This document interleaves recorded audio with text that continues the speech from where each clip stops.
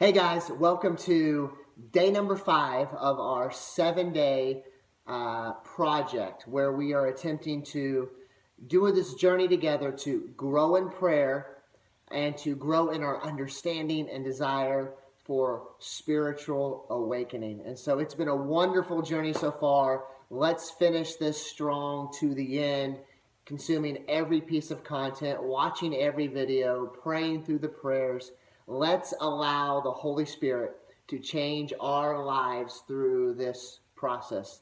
Well, day number 5, I want to talk to you about a revival that you probably have heard of, but I want to just give you a little bit more information about this move of God, and it is the Welsh Revival, the Wales Revival of 1904 and 1905. The main character in that amazing movement of God was a young man, 26-year-old young man named Evan Roberts. As a teenager, Evan Roberts was so burdened for his nation of Wales that he would get up in the middle of the night and he would pray for hours, and then he'd go back to bed. And he did this for 3 years. He'd get up from 1 a.m. to pray at 5 a.m. and then go back to bed. And then he just continued to get burdened for revival. You know, my heartbeat for us in this journey is that we would get a burden that would consume us so much that we would not be satisfied until the heavens were rent open, as Isaiah says there, the Lord rend the heavens and come down. We need rent heavens today. Well, Evan Roberts saw rent heavens. He believed that he heard from the Lord that Wales was going to see 100,000 people saved in the revival. And sure enough, in 1904, 1905, God used Evan Roberts to be a part of a great movement of God. One of the prayers that Evan Roberts prayed was, Lord, bend me. Revival has to start in us before it can spread anywhere else. Before we can pray for revival in our church, before we can pray for revival in our families and our homes, we have to pray that God does a work of revival in our hearts and in our lives. So Evan Roberts said, Lord, bend me. I wonder if the Lord needs to bend you and me today. I wonder if there's anything in our lives that he needs to bend. Well, Evan Roberts was in college, came home from college, asked the pastor of his church if he could speak to the young people. The pastor said, not during the regular service, but after the service, you can have an after meeting and share your heart with the students. And as Evan Roberts did that in 1904, the Welsh Revival was started. And J. Edwin Orr, a revival historian, said that within 3 months, think about it, within 3 months, 100,000 people were added to the church in Wales.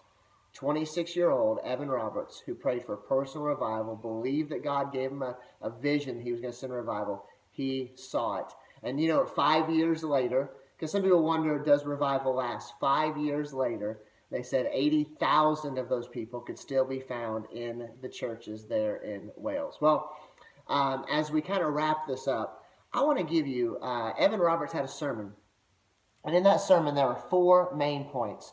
And it's from those main points I want to draw our principles for today, this day number 5.